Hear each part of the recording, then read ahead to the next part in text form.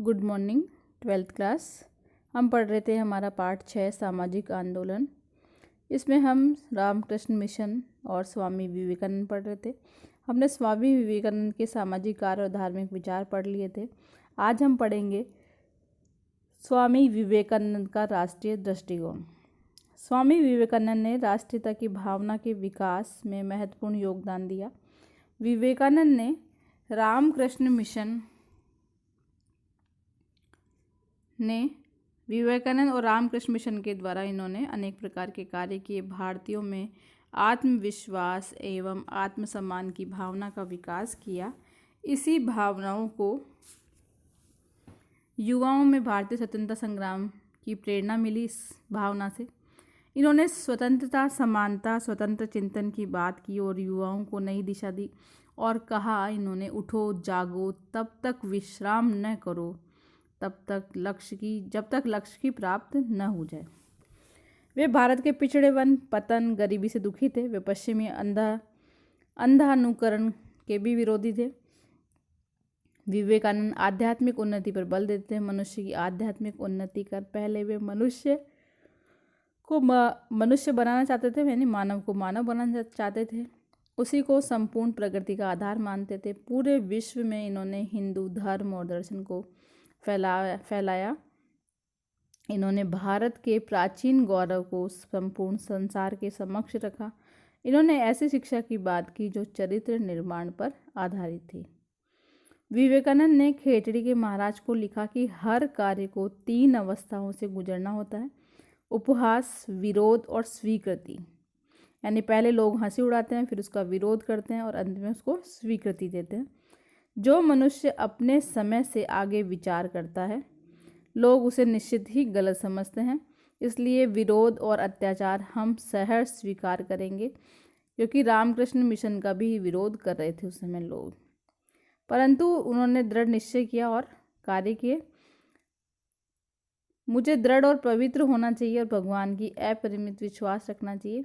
ये जो सारे विरोध हैं वो धीरे धीरे समाप्त हो जाएंगे, लोग हमें स्वीकारेंगे। और बाद में समाज के लोगों ने इनको स्वीकार भी किया। अब हम बात करें तो अन्य सामाजिक आंदोलन भी हुए थे। सत्यशोधक समाज, थियोसॉफिकल समाज, यंग बंगाल, ये भी सामाजिक आंदोलन थे। सत्यशोधक समाज की स्थापना 1875 में ज्योतिबा फूले ने की। सार्वजनिक सत्य, धर्म और गुलामगिरी 2 पुस्तकें भी लिखी ज्योतिबा फूले ने। और इनका जो मुख्य आधार था कि अस्पृश्यता को समाप्त किया जाए। लोग इस कार्य को जो बुरा मान रहे हैं उसको सही मानते हुए लोग अस्पृश्यता को समाप्त कर दें। दूसरी बात करें थियोसॉफिकल समाज की, तो 1875 में संयुक्त राज्य अमेरिका के न्यूयॉर्क में रूसी महिला हेलन पेट्रोवना ब्लावात्स्की और एक अमेरिकी सैनिक अधिकारी थे H.S. अल्कॉट, इन्होंने मिलकर के इसकी स्थापना की, थियोसॉफिकल सोसाइटी की। इसका प्रमुख उद्देश्य था मानवता का विकास करना, प्राचीन धर्म, दर्शन और वैज्ञानिक ज्ञान के अध्ययन में लोगों का सहयोग देना। और ये हमारे भारतीय दर्शन और सिद्धांतों को लोगों तक पहुंचाने का प्रयास कर रहे थे। यंग बंगाल आंदोलन का नेतृत्व किया था हेनरी विलियम डेरोजियो ने।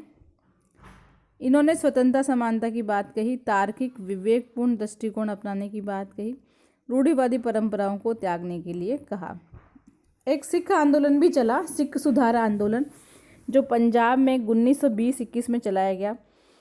अकाली आंदोलन भी प्रमुख रहा इसके अंतर्गत, और इनका उद्देश्य यही था कि गुरुद्वारों में प्रबंध का सुधार किया जाए। इन सामाजिक आंदोलन के अतिरिक्त कुछ मुस्लिम और पारसी सुधार आंदोलन भी हुए।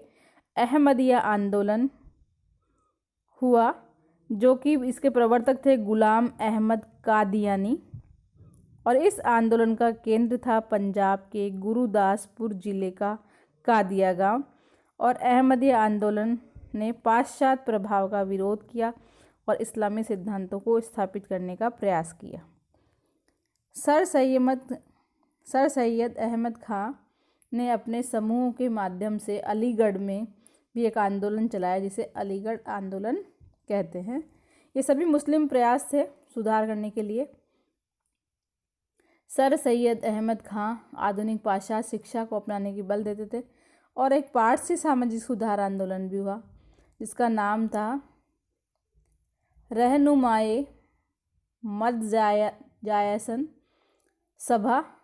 इसकी स्थापना 1851 में नौरोजी फरदोनिजी, दादा भाई नौरोजी, एस बंगाली इनके प्रयासों से की गई थी।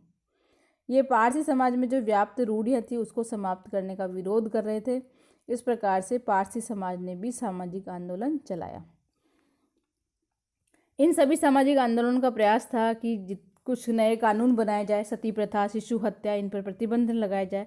तो इसलिए 1829 में सती प्रथा का विरोध कानून, 1856 में हिंदू विधवा पुनर्विवाह कानून बनाया गया। विधवा पुनर्विवाह अधिनियम बनने में ईश्वरचंद्र विद्यासागर की प्रमुख भूमिका रही।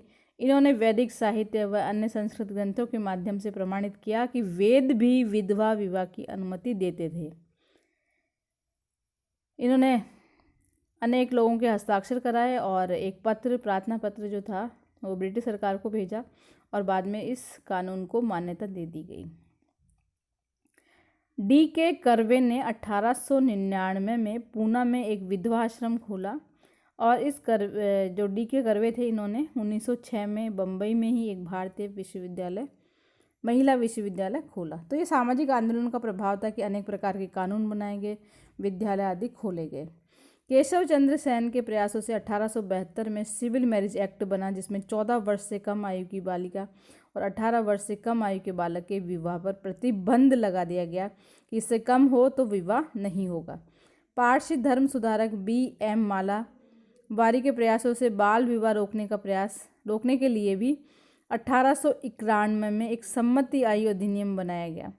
हरविलास शारदा के प्रयासों से 1930 में शारदा एक्ट बनाया गया जिससे बाल विवाह रोकने का प्रयास किया गया। इस प्रकार से विभिन्न सामाजिक आंदोलन ने जीवन में के प्रत्येक क्षेत्र में सामाजिक, धार्मिक और राजनीतिक, आर्थिक, कला आदि को प्रभावित किया, नवीन चेतना उत्पन्न की। इन आंदोलनों ने भारत की पश्चिमी सभ्यता के आक्रमण से रक्षा की और भारतीयों में आत्मविश्वास, आत्मगौरव की भावना को जगाया।